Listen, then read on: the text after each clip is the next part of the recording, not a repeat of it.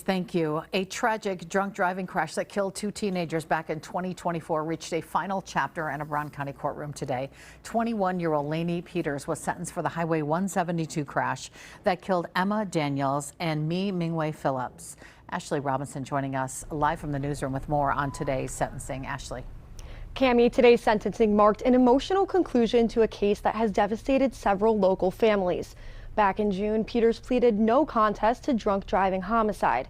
Today, we heard the incredible pain still lingering from that dawn crash 2 years ago. Lainey Peters exited the courtroom today with a sentence of 12 years of confinement, followed by 12 years of extended supervision. This comes as a result of a drunk driving crash in June of 2024, where Peters was behind the wheel. Prosecutors say Peters was driving at reckless speeds before the vehicle went airborne, landing into a tree and killing 18-year-old Emma Daniels and 19-year-old Mi Mingwei Phillips. A third passenger survived but was left with extensive injuries.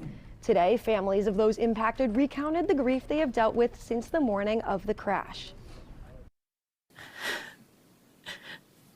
I hate to say this, but I hate the girl who did this to my baby, because I heard Mimi Quay cried out and told her, slow down, and she didn't listen.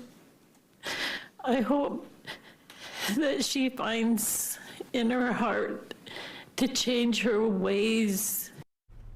The sentencing comes from 2 counts of homicide and 1 count of injury by intoxicated use of a vehicle. A restitution hearing has been set for November 10th. Cammie, back to you.